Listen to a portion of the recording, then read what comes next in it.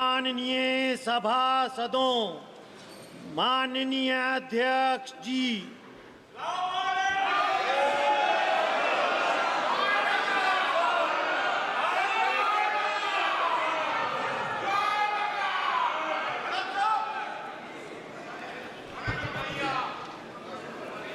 माननीय सदस्यगण,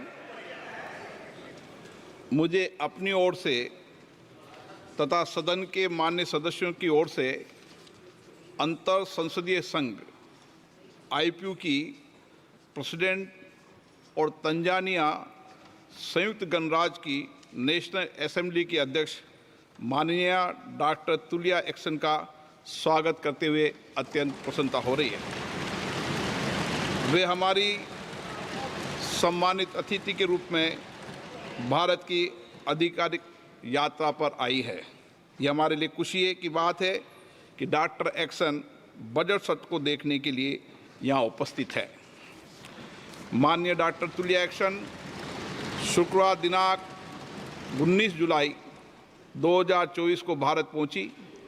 उन्होंने 21 जुलाई 2024 को आगरा का भ्रमण किया और इस समय वह विशेष बॉक्स में आसीन है। हम भारत में उनके सुखद और सफल प्रवास की कामना करते हैं। हम अंतर संसदीय संघ के प्रेसिडेंट के रूप में उनकी भूमिका के लिए सफलता की भी कामना करते हैं।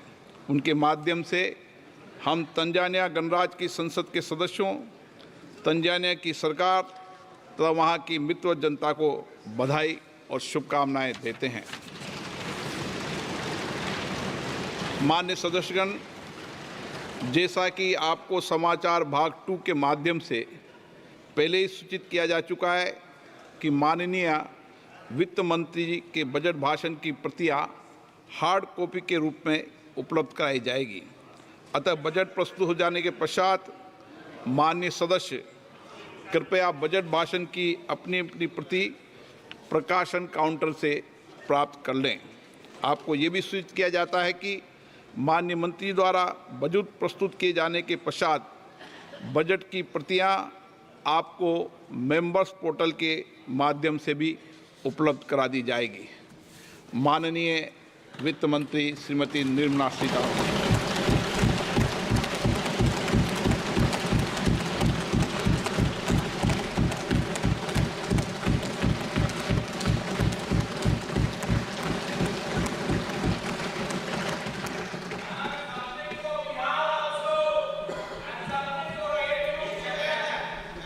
Honorable Speaker, I present the budget for 24-25. Introduction. The people of India have reposed their faith in the government led by Honorable Prime Minister Shri Narendra Modi and re-elected it for a historic third term under his leadership.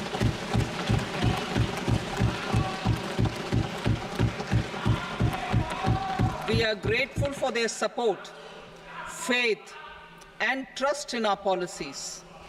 We are determined to ensure that all Indians, regardless of religion, caste, gender, and age, make substantial progress in realizing their life goals and aspirations.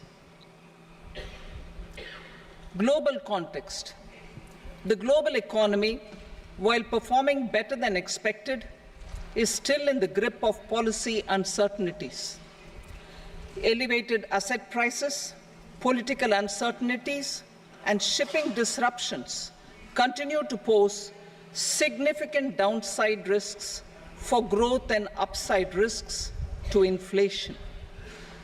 In this context, India's economic growth continues to be the shining exception and will remain so in the years ahead.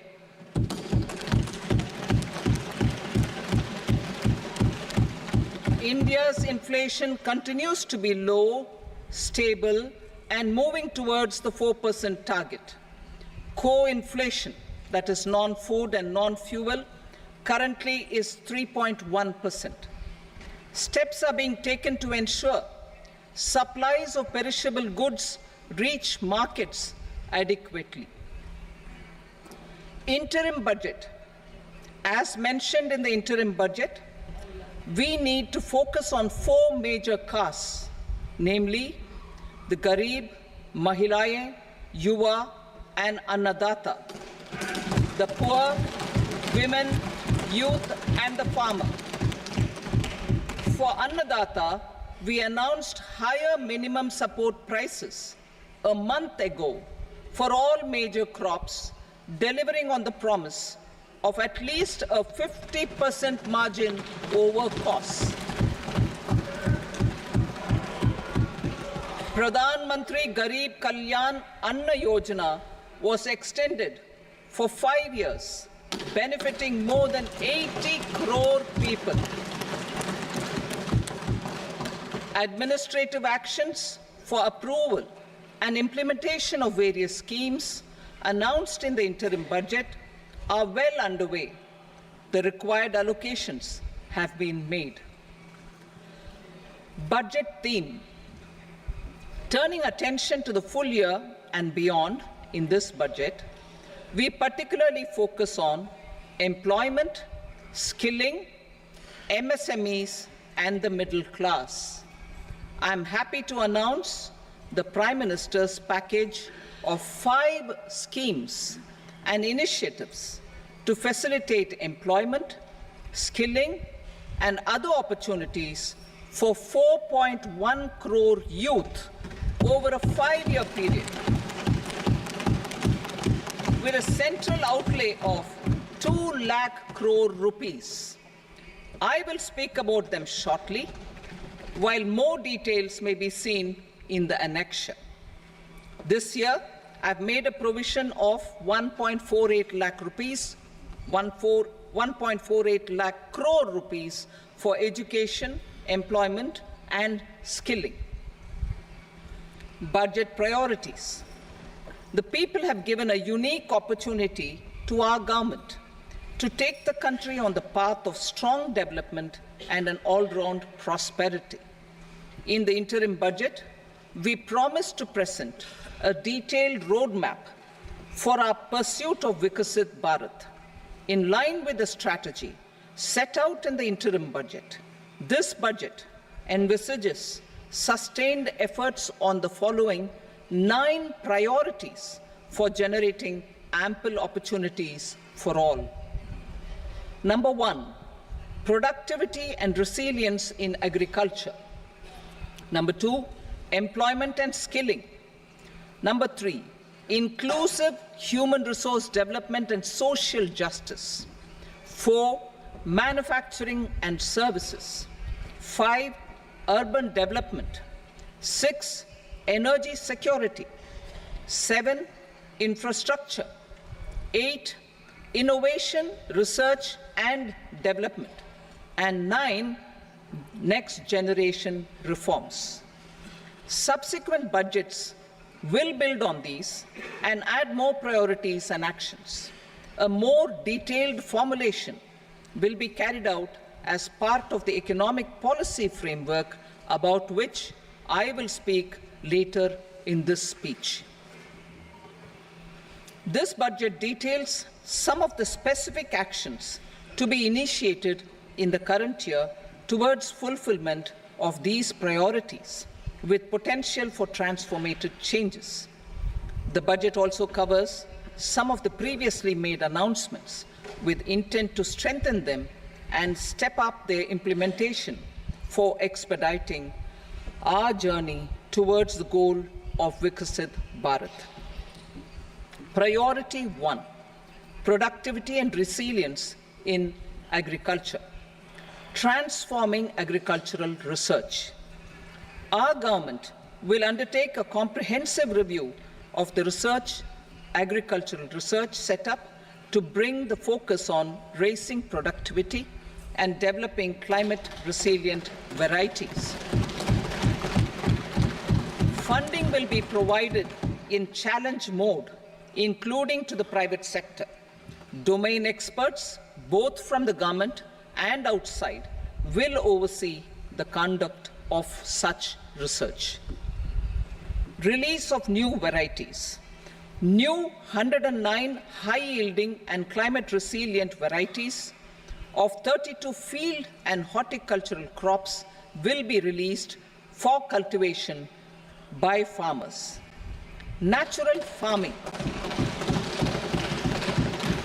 In the next 2 years, 1 crore farmers across the country will be initiated into natural farming, supported by certification and branding. Implementation will be through scientific institutions and willing gram panchayats. 10,000 need-based bio-input resource centers will be established. Missions for pulses and oilseeds.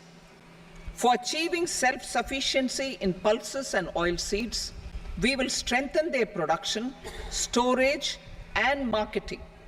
As announced in the interim budget, a strategy is being put in place to achieve Atmanirbharta for oilseeds such as mustard, groundnut, sesame, soybean, and sunflower. Vegetable production and supply chains. Large-scale clusters for vegetable production will be developed closer to major consumption centers. We will promote farmer-producer organizations, cooperatives, and startups for vegetable supply chains, including for collection and storage and marketing. Digital public infrastructure for agriculture. Buoyed by the success of the pilot project, our government, in partnership with the states, will facilitate the implementation of the digital public infrastructure in agriculture for coverage of farmers and their lands in 3 years. During this year, digital crop survey for Kharif using the DPI will be taken up in 400 districts. The details of 6 crore farmers and their lands will be brought into the farmer and land registries. Further, the issuance of Jan Samarth-based Kisan credit cards will be enabled in 5 states. Shrimp production and export. Financial support for setting up a network of nucleus breeding centers for shrimp brood stocks will be provided. Financing for shrimp farming, processing, and export will be facilitated through NABARD. National cooperation policy. Our government will bring out a national cooperation policy for systematic, orderly, and all-round development of the cooperative sector, fast-tracking growth of rural economy and generation of employment opportunities on a large scale will be the policy goal. This year, I have made a provision of 1.52 lakh crore rupees for agriculture and allied sectors.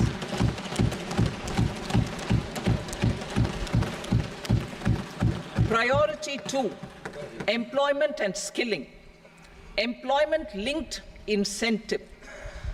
Our government will implement following 3 schemes for employment-linked incentive as part of the Prime Minister's package.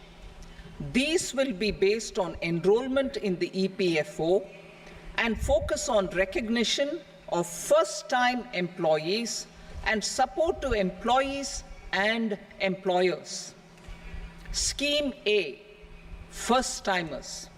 This scheme will provide 1 month wage to all persons newly entering the workforce in all formal sectors.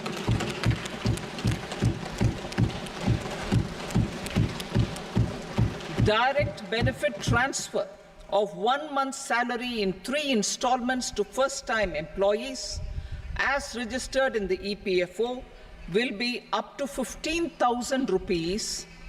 The eligibility limit will be a salary of 1 lakh per month. The scheme is expected to benefit 210 lakh youths.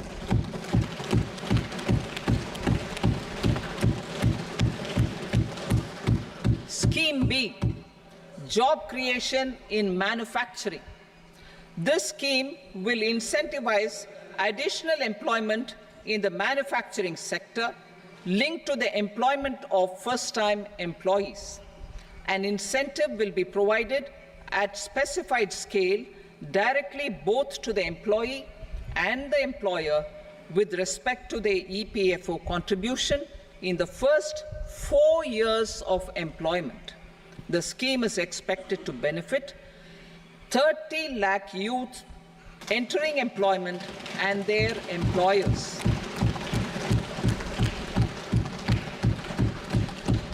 Scheme C, support to employers.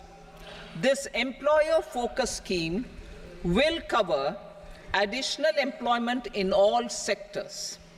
All additional employment within a salary of 1 lakh rupee per month will be counted. The government will reimburse to employers up to 3,000 rupees per month for 2 years towards the EPFO contribution for each additional employee.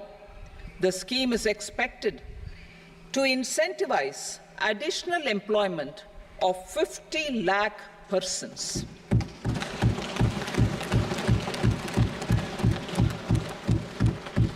Participation of women in the workforce. We will facilitate higher participation of women in the workforce through setting up of working women hostels in collaboration with industry and establishing creches. In addition, the partnership will seek to organize women-specific skilling programs and promotion of market access for women SHG enterprises. Skilling program. I'm happy to announce a new centrally sponsored scheme as the fourth scheme under the Prime Minister's package for skilling in collaboration with state governments and industry. 20 lakh youth will be skilled over a 5-year period.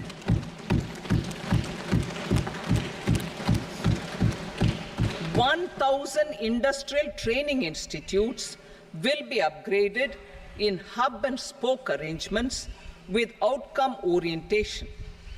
Course content and design will be aligned to the skill needs of industry, and new courses will be introduced for emerging needs. Skilling loans.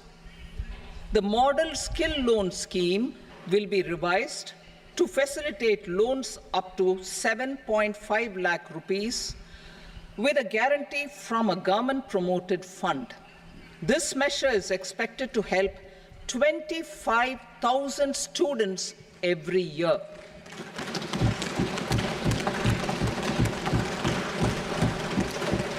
Education loans. For helping our youth who have not been eligible for any benefit under government schemes and policies, I am happy to announce a financial support for loans up to 10 lakh rupees for higher education in domestic institutions.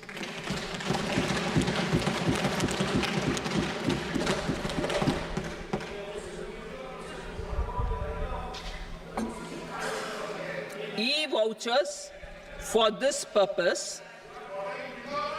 E-vouchers for this purpose will be given directly to 1 lakh students every year for annual interest subvention of 3% of the loan amount.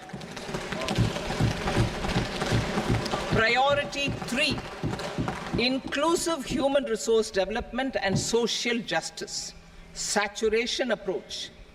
Our government is committed to all-round, all-pervasive and all-inclusive development of people, particularly farmers, youth, women, and the poor. For achieving social justice comprehensively, the saturation approach of covering all eligible people through various programs, including those for education and health, will be adopted to empower them by improving their capabilities. Implementation of schemes meant for supporting economic activities by craftsmen, artisans, self-help groups, scheduled caste, scheduled tribe, and women entrepreneurs and street vendors such as the PM Vishwakarma, PM Swanidhi, National Livelihood Missions, and Stand Up India will be stepped up. Purvodaya. The states in the eastern part of the country are rich in endowments and have strong cultural traditions. We will formulate a plan, Purvodaya, for the all-round development of the eastern region of the country, covering Bihar, Jharkhand, West Bengal, Odisha, and Andhra Pradesh. This will cover human resource development, infrastructure, and generation of economic opportunities to make the region an engine to attain Vikasit Bharat. On the Amritsar-Kolkata Industrial Corridor, we will support development of an industrial node at Gaya. This corridor will catalyze industrial development of the eastern region. The industrial node at Gaya will also be a good model for developing our ancient centers of cultural importance into future centers of modern economy. This model shall showcase Vikas B, Virasat B in a growth trajectory.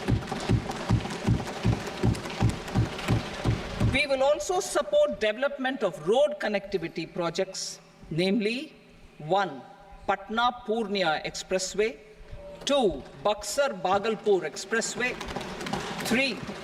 Bodh Gaya, Rajgir, Vaishali and Darbhanga spurs, and 4.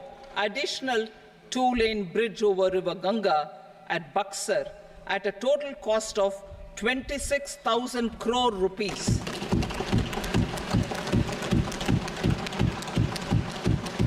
Power projects, including setting up of a new 2,400 megawatt power plant at Pir Painti, will be taken up at a cost of 21,400 crore rupees. New airports, medical colleges, and sports infrastructure in Bihar will be constructed. An additional allocation to support capital investments will be provided. The requests of Bihar government for external assistance from multilateral development banks will be expedited.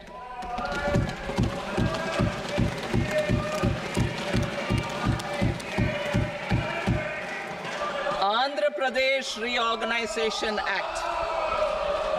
Our government has made concerted efforts to fulfill the commitments in Andhra Pradesh Reorganization Act.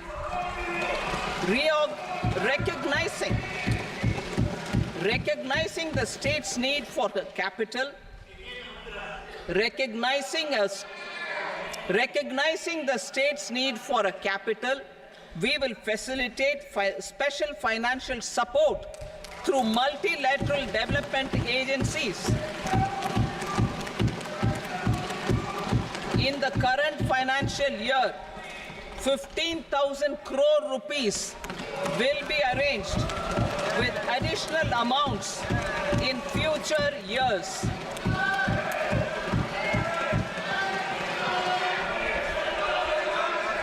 Our government is fully committed to financing and early completion of the Polavaram irrigation project, which is the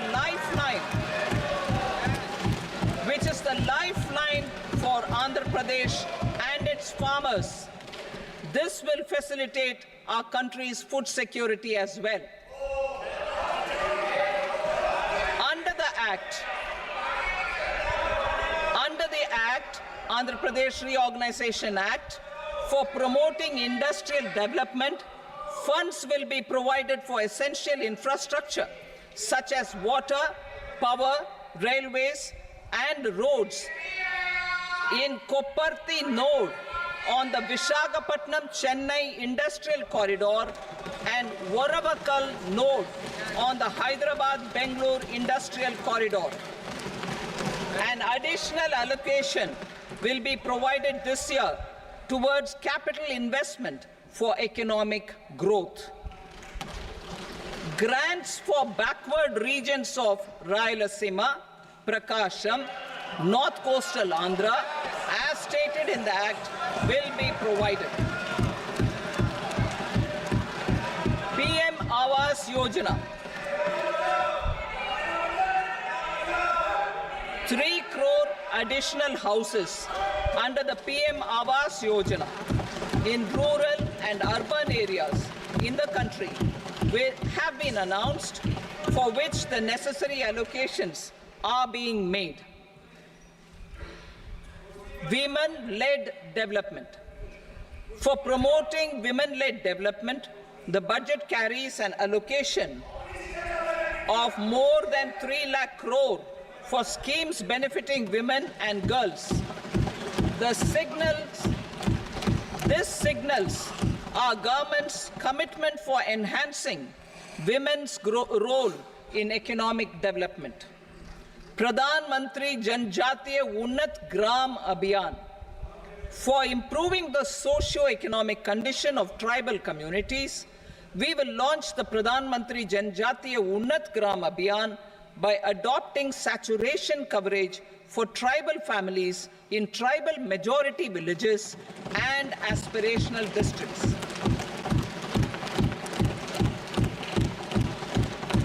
This will cover 63,000 villages, benefiting 5 crore tribal people. Bank branches in northeastern region. More than 100 branches of India Post Payment Bank will be set up in the northeast region to expand the banking services. This year, I have made a provision of 2.66 lakh crore rupees for rural development, including rural infrastructure.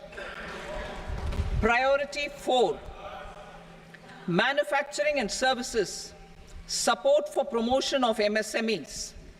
This budget provides special attention to MSMEs and manufacturing, particularly labor-intensive manufacturing. We have formulated a package covering financing, regulatory changes, and technology support for MSMEs to help them grow and also compete globally, as mentioned in the interim budget. I am happy to announce the following specific measures. Credit guarantee scheme for MSMEs in the manufacturing sector. For facilitating term loans to MSMEs for purchase of machinery and equipment without collateral or third-party guarantee, a credit guarantee scheme will be introduced. The scheme will operate on pooling of credit risks of such MSMEs.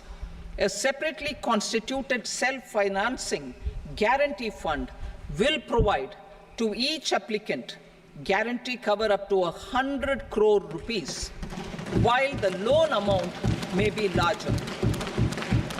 The borrower will have to provide an upfront guarantee fee and an annual guarantee fee on the reducing loan balance. New assessment model for MSME credit.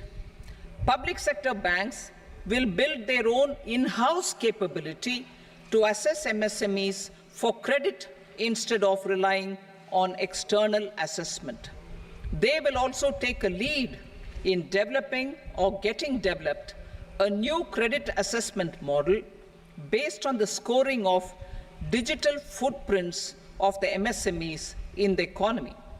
This is expected to be a significant improvement over the traditional assessment of credit eligibility based only on asset or turnover criteria. That will also cover MSMEs without a formal accounting system. Credit support to MSMEs during stress period.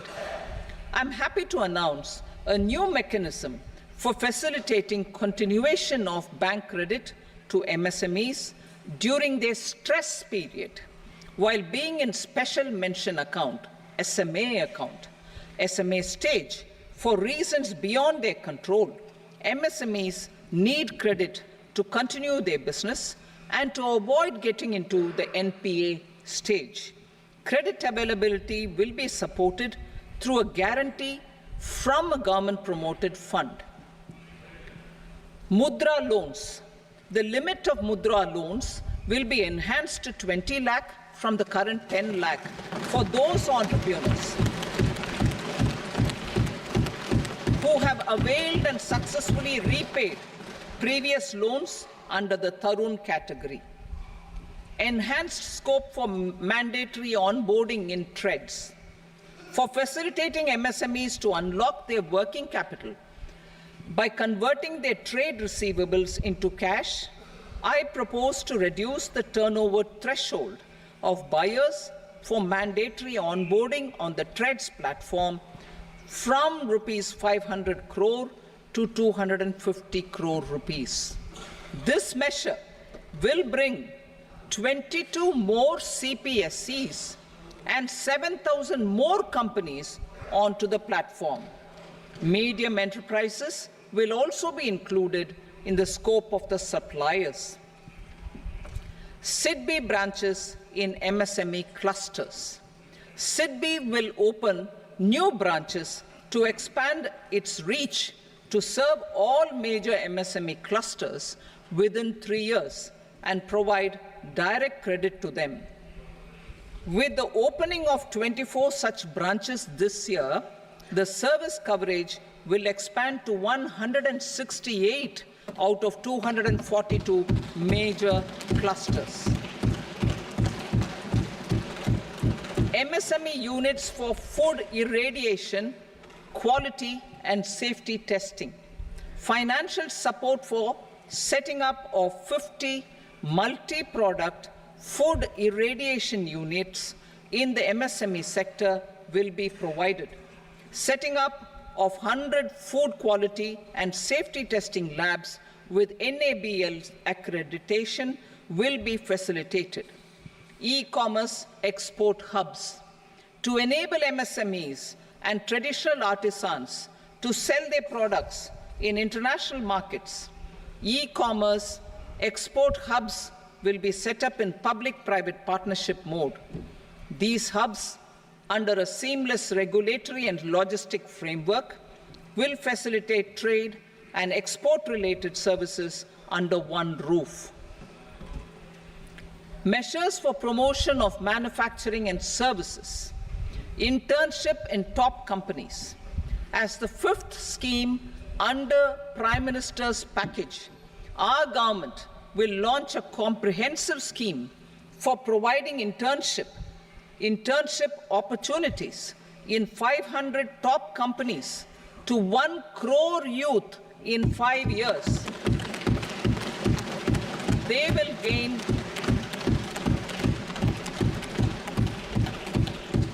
will gain exposure for 12 months to real-life business environment, varied professions, and employment opportunities. An internship allowance of 5,000 per month, 5,000 rupees per month, along with a one-time assistance of 6,000 rupees will be provided. Companies will be expected to bear the training cost and 10% of their internship cost from their CSR funds. Industrial parks. Our government will facilitate development of investment-ready, plug-and-play industrial parks with complete infrastructure in or near 100 cities in partnership with the states and private sector by better using town planning schemes. 12 industrial parks under the National Industrial Corridor Development Program also will be sanctioned.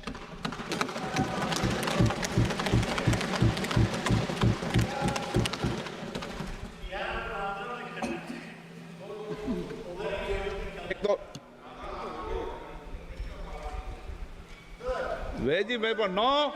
Please, बैठिए.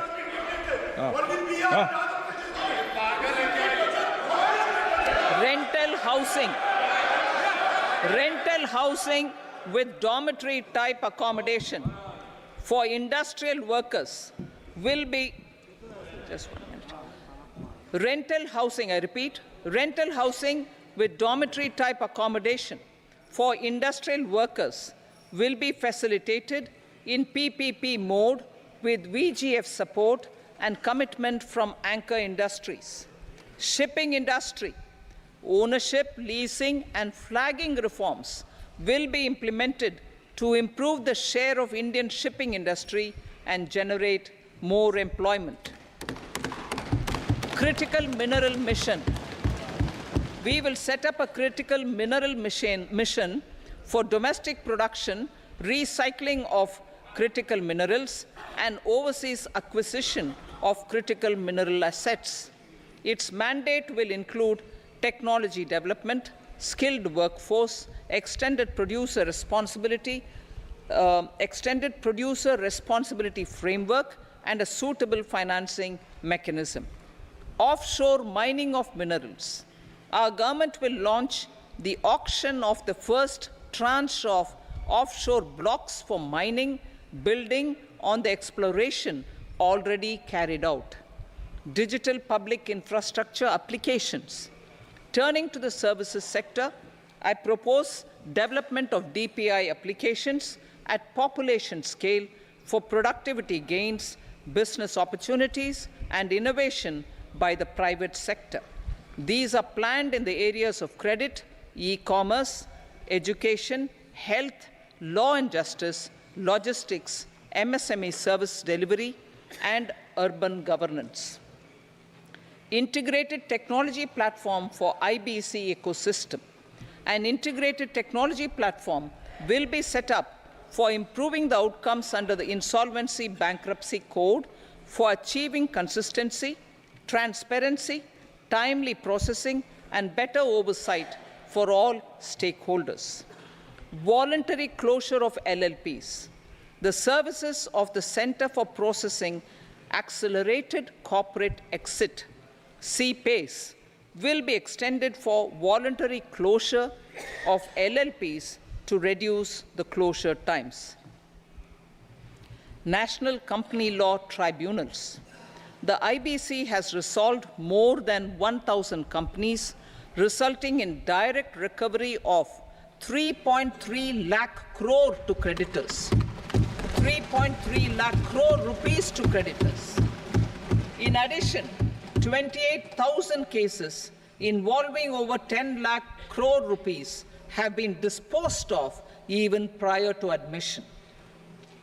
Appropriate changes to the IBC, reforms and strengthening of the tribunal and appellate tribunals will be initiated to speed up insolvency resolution. Additional tribunals will be established.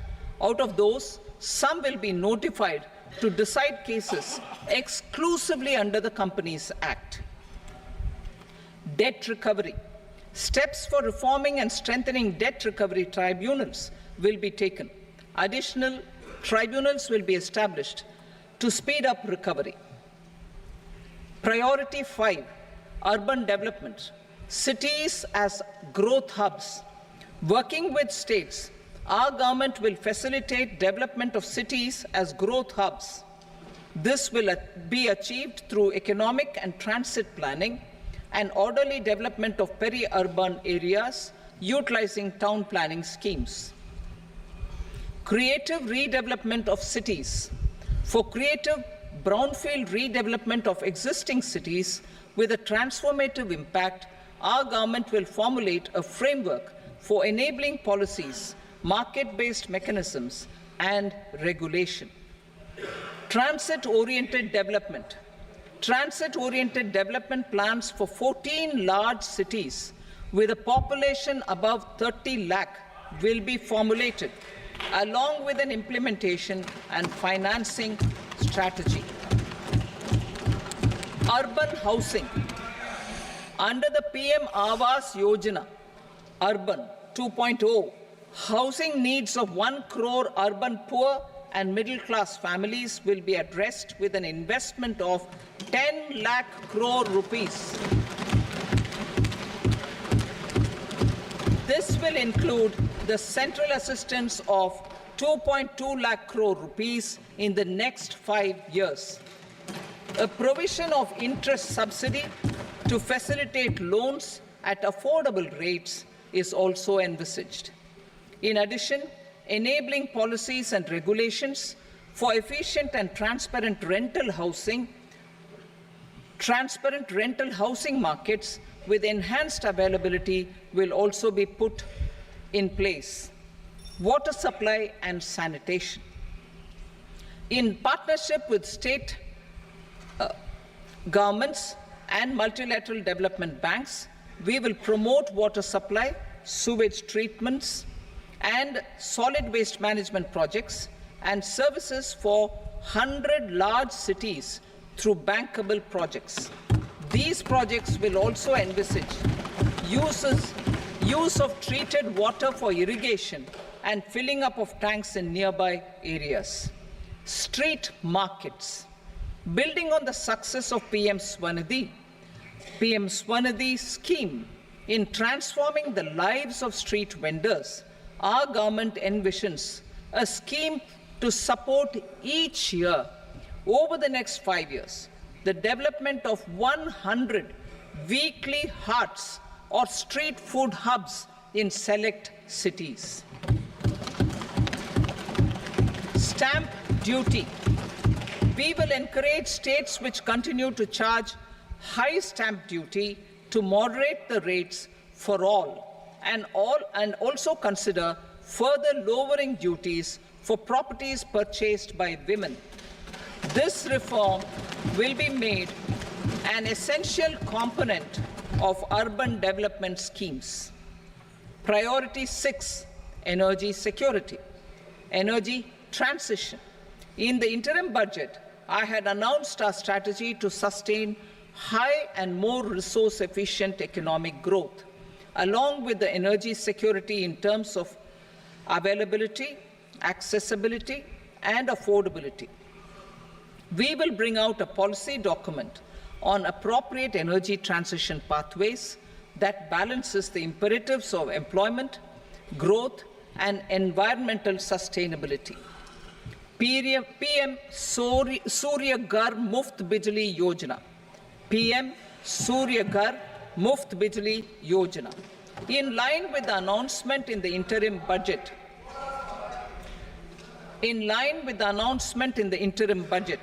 PM Surya Ghar Muft Bijli Yojana has been launched to install rooftop solar plants to enable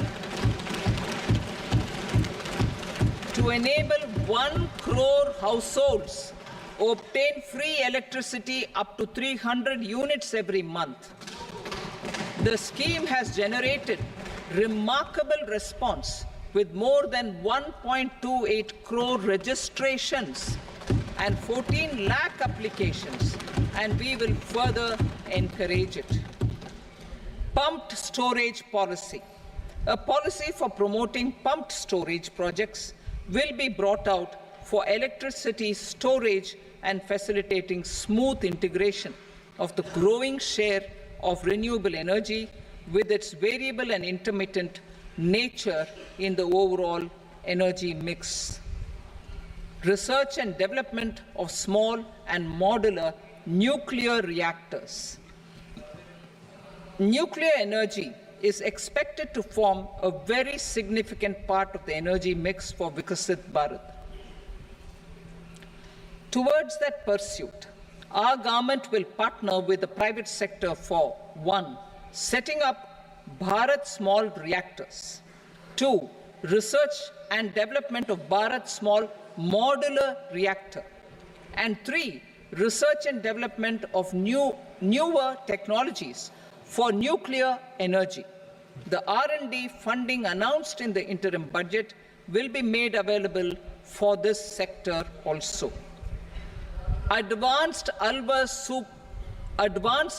supercritical thermal power plants. The development of indigenous technology for advanced ultra supercritical thermal power plants with much higher efficiency has been completed. A joint venture between NTPC, and BHEL will set up a full-scale 800 megawatt commercial plant using AUSC technology. The government will provide the required fiscal support. Moving forward, development of indigenous capacity for the production of high-grade steel and other advanced metallurgy materials for these plants will result in strong spin-off benefits for the economy. Roadmap for hard-to-abate industries. A roadmap for moving the hard-to-abate industries from energy efficiency targets to emission targets will be formulated. Appropriate regulations for transition of these industries from the current perform, achieve, and trade mode to Indian carbon market mode will be put in place. Support to traditional micro and small industries. An investment-grade energy audit of traditional micro and small industries in 60 clusters, including brass and ceramic, will be facilitated. Financial support will be provided for shifting them to cleaner forms of energy and implementation of energy efficiency measures. The scheme will be replicated in another 100 clusters in the next phase. Priority 7, infrastructure investment by central government. Significant investment the central government has made over the years in building and improving infrastructure has had a strong multiplier effect on the economy. We will endeavor to maintain strong fiscal support for infrastructure over the next 5 years in conjunction with imperatives of other priorities and fiscal consolidation. This year, I have provided 11,11,111 crore rupees for capital expenditure. This would be 3.4% of our GDP. Infrastructure investment by state governments. We will encourage states to provide support of similar scale for infrastructure, subject to their development priorities. A provision of 1.5 lakh crore rupees for long-term interest-free loans have been made this year also to support the states in their resource allocation. Private investment in infrastructure. Investment in infrastructure by private sector will be promoted through viability gap funding and enabling policies and regulations. A market-based financing framework will be brought out. Pradhan Mantri Gram Sadak Yojana. Phase 4 of the PMGSY will be launched to provide all-weather connectivity to 25,000 rural habitations, which have become eligible in view of their population increase. Irrigation and flood mitigation. Bihar has frequently suffered from floods, many of them originating outside the country. Plans to build flood control structures in Nepal are yet to progress. Our government, through the Accelerated Irrigation Benefit Program and other sources, will provide financial support for projects with estimated cost of 11,500 crore rupees, such as the Kosi-Michi intra-state link and 20 other ongoing and new schemes, including barrages, river pollution abatement, and irrigation projects. In addition, survey and investigation of Kosi-related flood mitigation and irrigation projects will be undertaken.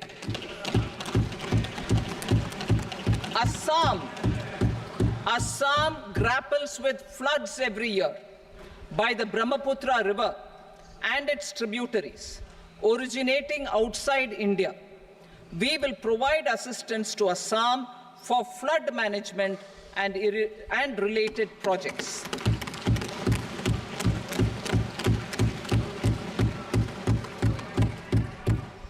Himachal Pradesh suffered extensive losses due to floods last year.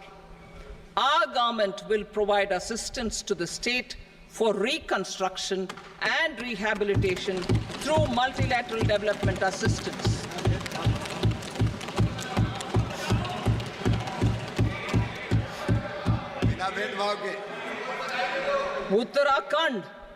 Uttarakhand too suffered losses due to cloudbursts and massive landslides. We will provide assistance to the state. Recently, Sikkim witnessed devastating flash floods and landslides that wreaked havoc across the state. Our government will provide assistance to the state. Tourism. Tourism has always been a part of our civilization.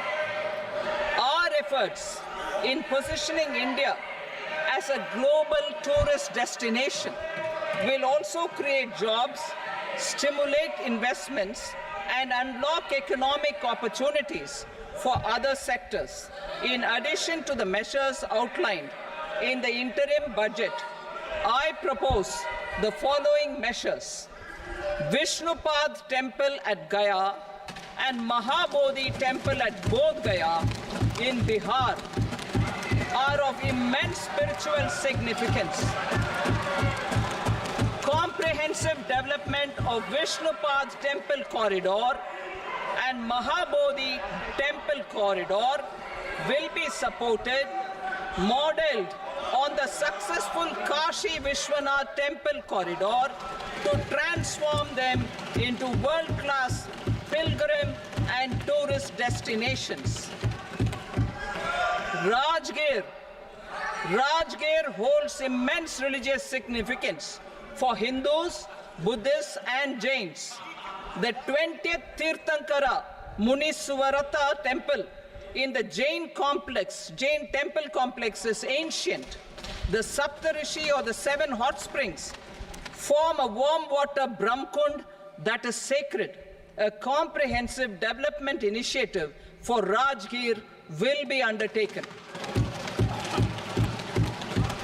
Our government will support the development of Nalanda as a tourist center, besides reviving Nalanda University to its glorious stature. Odisha's scenic beauty, temples, monuments, craftsmanship, wildlife sanctuaries, natural landscapes, and pristine beaches make it an ultimate tourism destination. Our government will provide assistance for their development to Odisha as well. Priority 8, innovation, research, and development. We will operationalize the Anusandhan National Research Fund for basic research and prototype development. Further, we will set up a mechanism for spurring private sector-driven research and innovation at commercial scale, with a financing pool of 1 lakh crore rupees in line with the announcement in the interim budget. Space economy. With our continued emphasis on expanding the space economy by 5 times in the next 10 years, a venture capital fund of 1,000 crore rupees will be set up. Priority 9, next generation reforms. Economic policy framework. We will formulate an economic policy framework to delineate the overarching approach to economic development and set the scope of the next generation of reforms for facilitating employment opportunities and sustaining high growth. Our government will initiate and incentivize reforms for 1. Improving productivity of factors of production, and 2. Facilitating markets and sectors to become more efficient. These reforms will cover all factors of production, namely land, labor, capital, and entrepreneurship, and technology as an enabler of improving total factor productivity and bridging inequality. Effective implementation of several of these reforms requires collaboration between the center and the states, and building consensus as development of the country lies in development of the states. For promoting competitive federalism and incentivizing states for faster implementation of reforms, I propose to earmark a significant part of the 50-year interest-free loan. Working with the states, we will initiate the following reforms.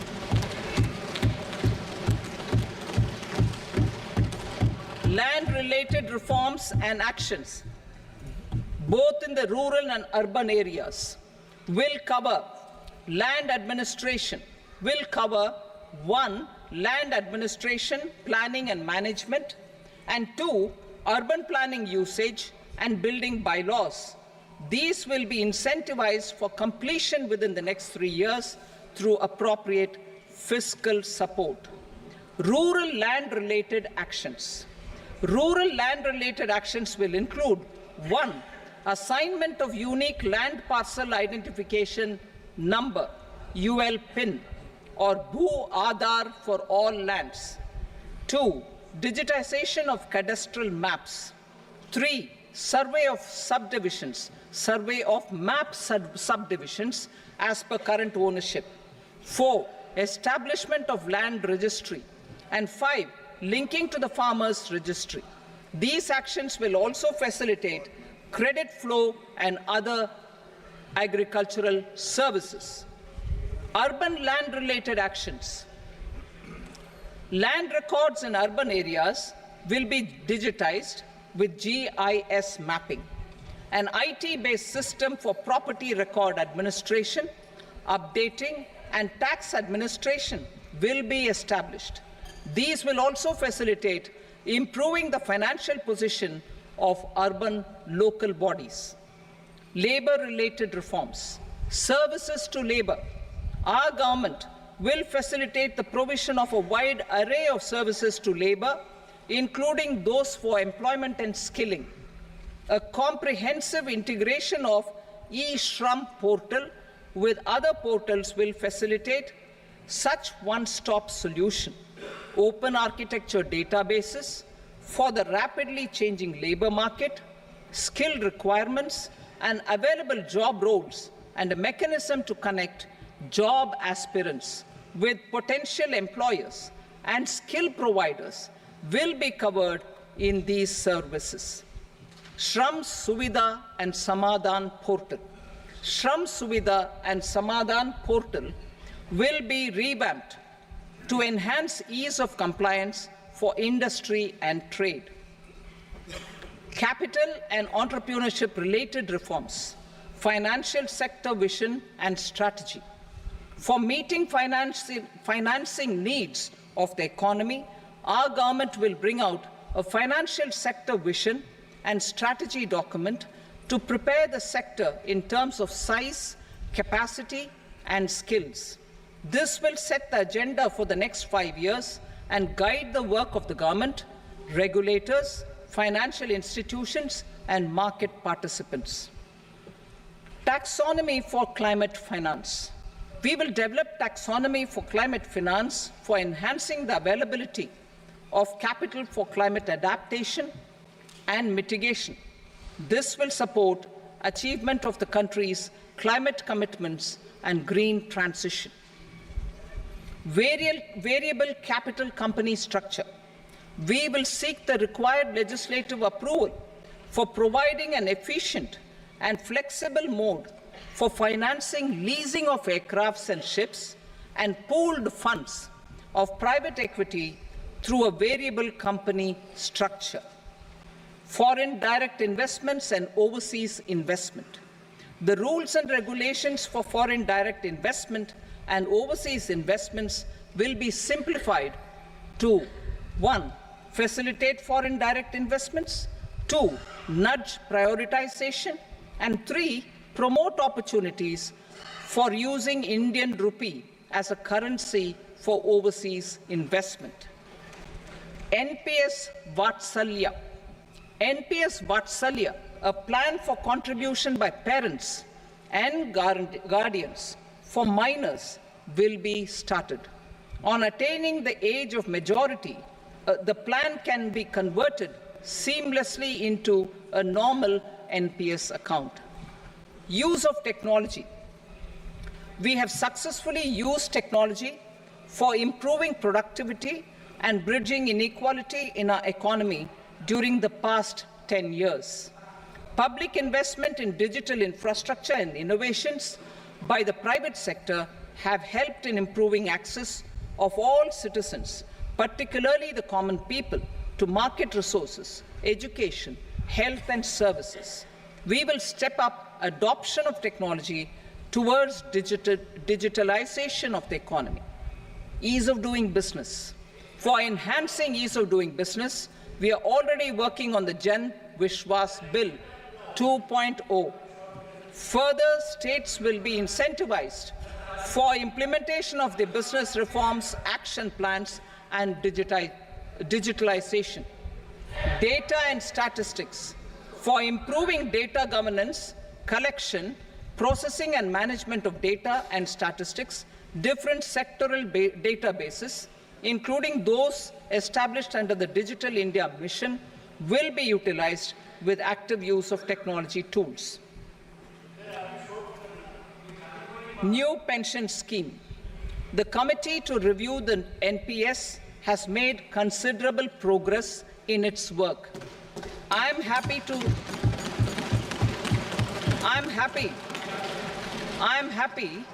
that the staff side of the National Council of the Joint Consultative Machinery for Central Government Employees has taken a constructive approach. A solution will be evolved which addresses the relevant issues while maintaining fiscal prudence to protect the common citizens. Budget estimates for 24-25. For the year 24-25, total receipts other than borrowings and the total expenditure are estimated at 32.07 lakh crore rupees and 48.21 lakh crore rupees respectively. The net tax receipts are estimated at 25.83 lakh crore rupees. The fiscal deficit is estimated at 4.9% of the GDP. The gross and the net market borrowings through dated securities during 24-25 are estimated at 14.01 lakh crore rupees and 11.63 lakh crore rupees respectively. Both will be less than that in 23-24. The fiscal consolidation path announced by me in 2021 has served our economy very well, and we aim to reach the deficit below 4.5% next year. The government is committed to staying the course. From 2026-27 onwards, our endeavor will be to keep the fiscal deficit each year such that the central government's debt will be on a declining path as percentage of GDP. I will now move to Part B.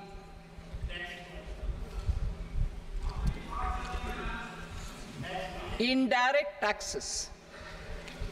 Sir, I start with GST. It has decreased tax incidence on the common man, reduced compliance burden and logistics cost for trade and industry, and enhanced revenues of the central and the state governments. It is a success of vast proportions. To multiply the benefits of GST, we will strive to further simplify and rationalize the tax structure and endeavor to expand it to the remaining sectors. My proposals for custom duties My proposals for customs duties intend to support domestic manufacturing, deepen local value addition, promote export competitiveness, and simplify taxation while keeping the interest of the general public and consumers surmount. In Budget 22-23, we reduced the number of customs duty rates. I propose to undertake a comprehensive review of the rate structure over the next 6 months to rationalize and simplify it for ease of trade, removal of duty inversion, and reduction of disputes. I shall now take up sector-specific customs duty proposals. Medicine and medical equipments.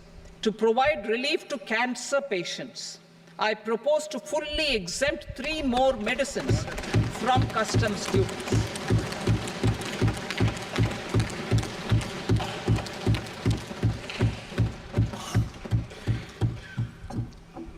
I also propose changes in the BCD on X-ray tubes and flat panel detectors for use in medical X-ray machines under the phased manufacturing program so as to synchronize them with the domestic capacity addition. Mobile phone and related parts. With a 3-fold increase in domestic production and almost a 100-fold jump in exports of mobile phones over the last 6 years, the Indian mobile industry has matured. In the interest of consumers, I now propose to reduce the BCD on mobile phone, mobile PCBA, and mobile charger to 15%. Critical minerals. Minerals such as lithium, copper, cobalt, and rare earth elements are critical for sectors like nuclear energy, renewable energy, space, defense, telecommunications, and high-tech electronics. I propose to fully exempt customs duties on 25 critical minerals and reduce BCD on 2 of them. This will provide a major fillip to the processing and refining of such minerals and help secure their availability for these strategic and important sectors. Solar energy. Energy transition is critical in the fight against climate change. To support energy transition, I propose to expand the list of exempted capital goods for use in the manufacture of solar cells and panels in the country. Further, in view of sufficient domestic manufacturing capacity of solar gas, glass, and tinned copper interconnect, I propose not to extend the exemption of custom duties provided to them. Marine products.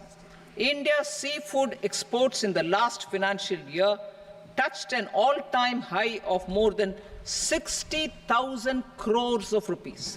Frozen shrimp accounted for about 2/3 of these exports.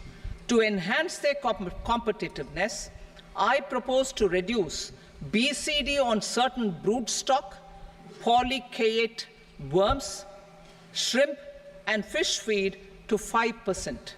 I also propose to exempt customs duty on various inputs for manufacture of shrimp and fish feed. Leather and textile. Similarly, to enhance the competitiveness of exports in the leather and textile sectors, I propose to reduce BCD on real down-filling material from duck or goose.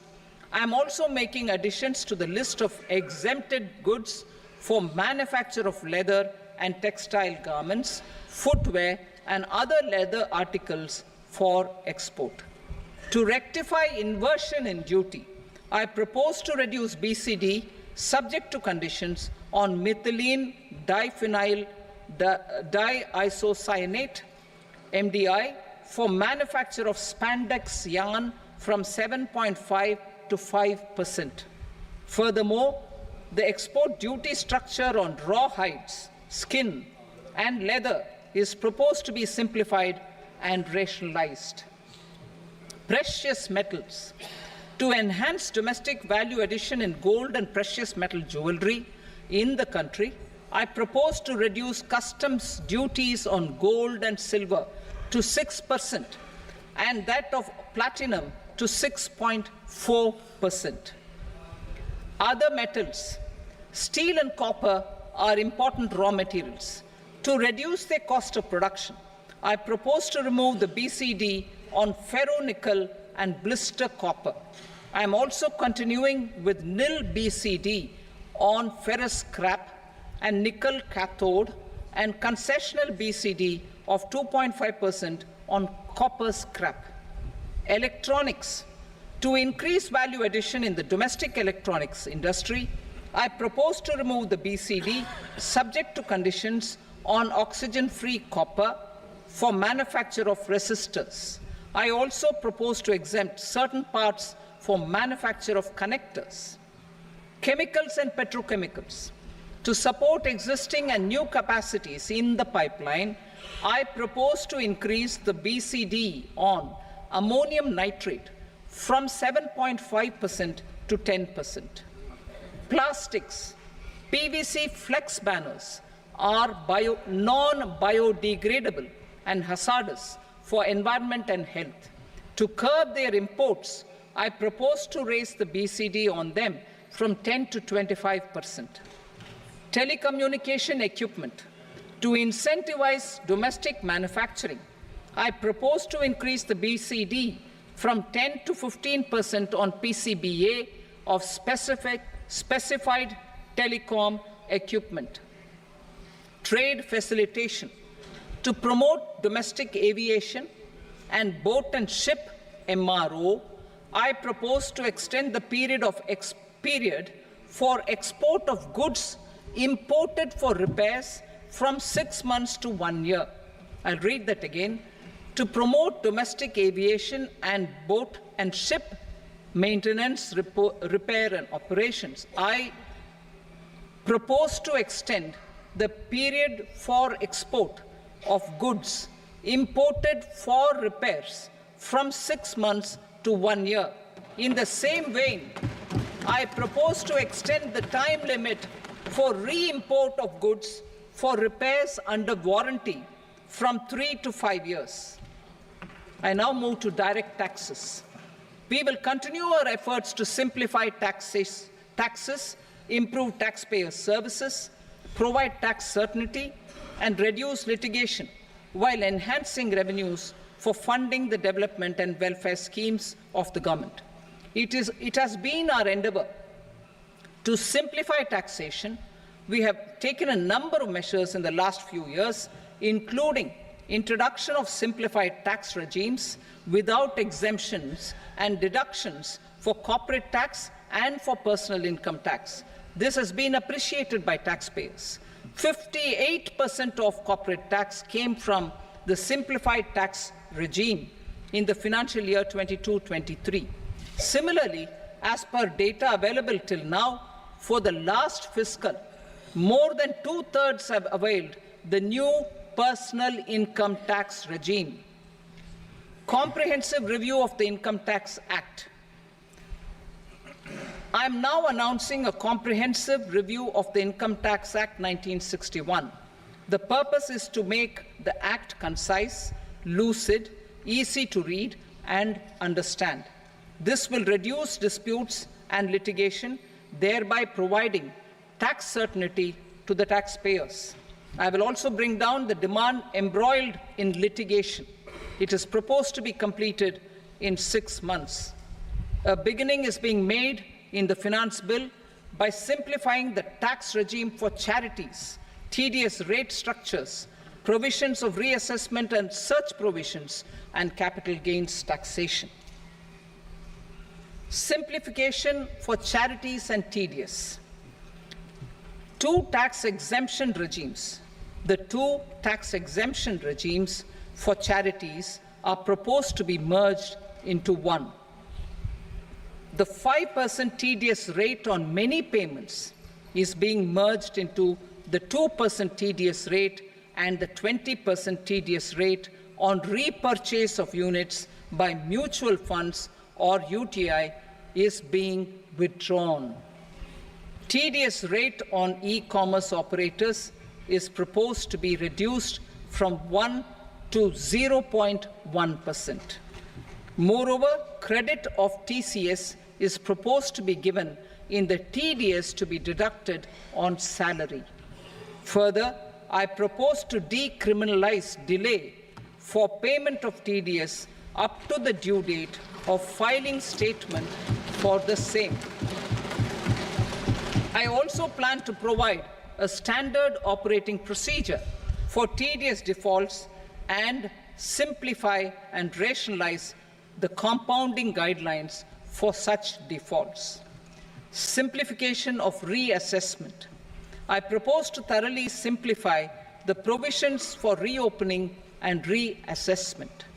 An assessment hereinafter can be reopened beyond 3 years from the end of the assessment year only if the escaped income is 50 lakh rupees or more, up to a maximum period of 5 years from the end of the assessment year. Even in such cases, a time limit of 6 years before the year of the search, as against the existing time limit of 10 years, is being proposed. This will reduce tax uncertainty and disputes. Simplification and rationalization of capital gains. Capital gains taxation is also proposed to be hugely simplified. Short-term gains on certain financial assets shall henceforth attract a tax rate of 20%, while that on all other financial assets and all non-financial assets shall continue to attract the applicable tax rate. Long-term gains on all financial and non-financial assets, on the other hand, will attract a tax rate of 12.5%. For the benefit of the lower and the middle income classes, I propose to increase the limit of exemption of capital gains on certain financial assets to 1.25 lakh rupees per year.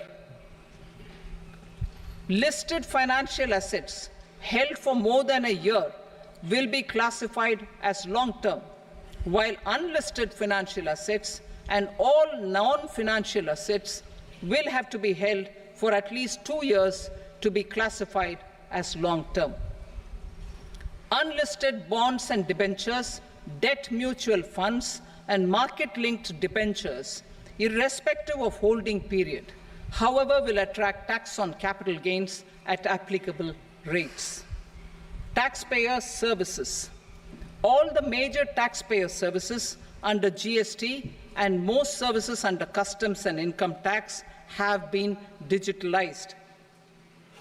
All remaining services of customs and income tax, including rectification and order giving effect to appellate orders, shall be digitalized and made paperless over the next 2 years.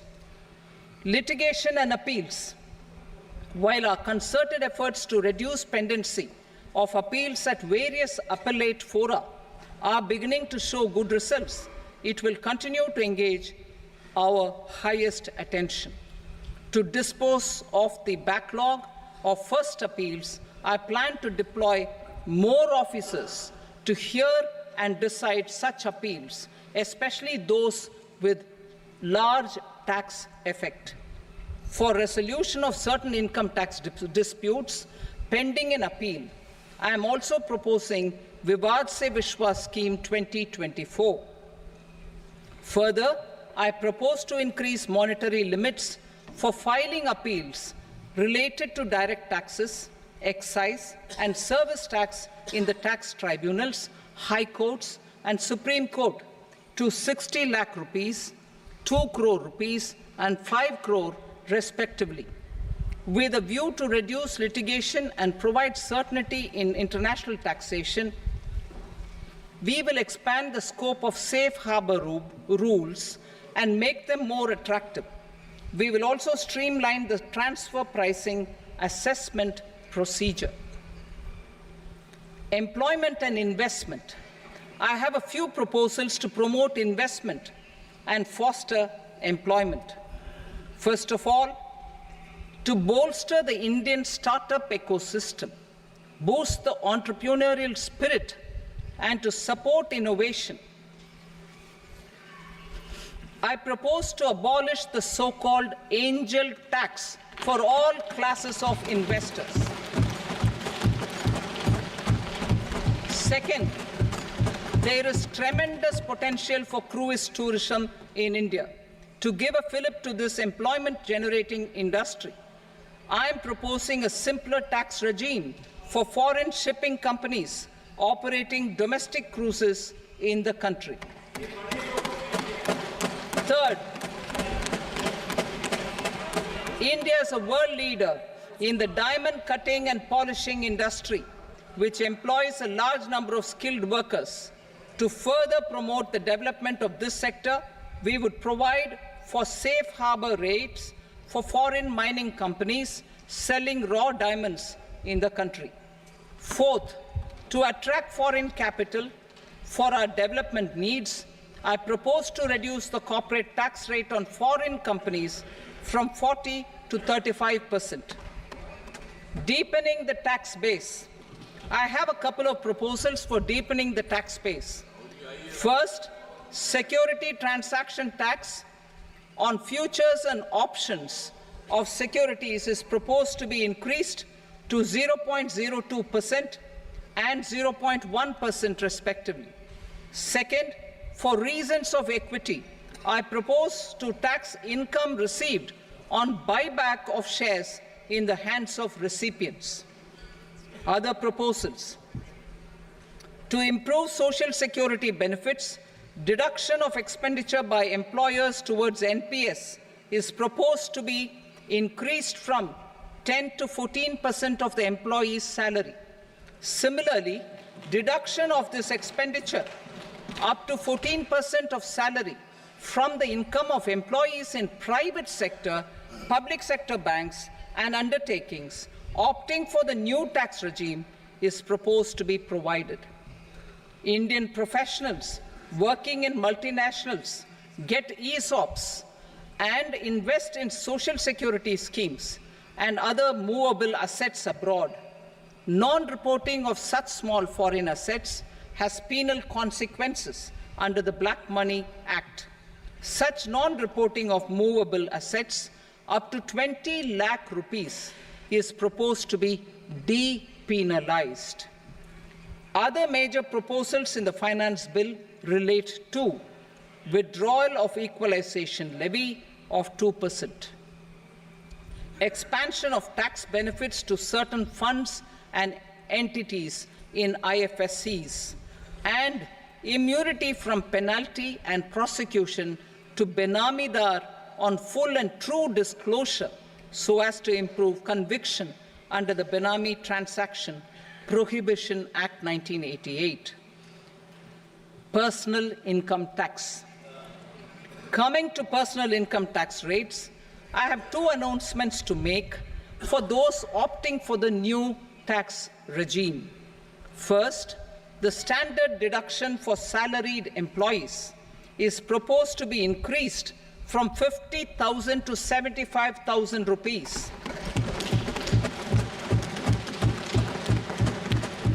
Similarly, deduction on family pension for pensioners is proposed to be enhanced from 15,000 to 25,000 rupees. This will provide relief to about 4 crore salaried individuals and pensioners.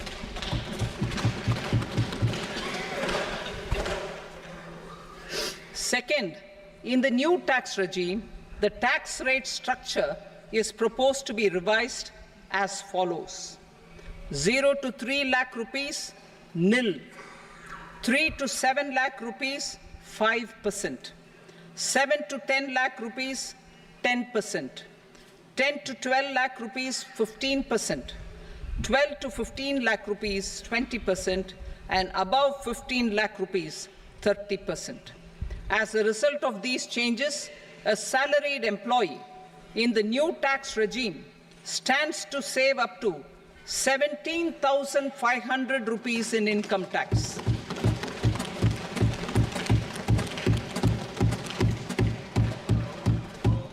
Apart from these, I am also making some other changes as given in the annexure. As a result of these proposals, revenue of about 37,000 crore, that is 29,000 crore in direct taxes and 8,000 crore in indirect taxes will be foregone, while revenue of about 30,000 crore rupees will be additionally mobilized. Thus, the total revenue foregone is about 7,000 crores annually. Mr. Speaker, sir, with this, I commend the budget to this august House. Jai Hind.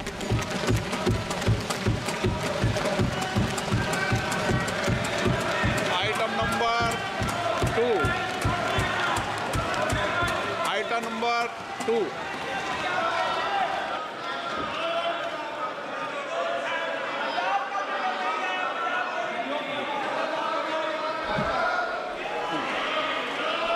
Sir, with your permission, I rise to lay on the table the following statements under Section 3 of the Fiscal Responsibility and Budget Management, FRBM Act 2003, Medium-Term Fiscal Policy cum Fiscal Policy Strategy Statement, and Macroeconomic Framework Statement. Item number 3. Sir, with your permission, I rise to move for leave to introduce the Finance Number 2 Bill 2024. प्रश्न ये कि विधेयक को पुनर्स्थापित करने की अनुमति प्रदान की जाए। जो सदस्य इसके पक्ष में हाँ कहें, जो सदस्य विरोध में ना कहें। मेरे विचार में निर्णय हाँ वालों के पक्ष में अनुमति प्रदान की जाती है। माननीय मंत्री जी, अब विधेयक पुनर्स्थापित करें। Sir, I introduce the bill. Item number 4. The Union Territory of Jammu and Kashmir budget. Sir, I rise to present a statement, Hindi and English versions, of the estimated receipts and expenditure of the Union Territory of Jammu and Kashmir for the year 24-25. सभा की कार्रवाई कल बुधवार दिनांक 24 जुलाई 2024 को प्राप्त 11 बजे तक के लिए स्थगित की जाती है।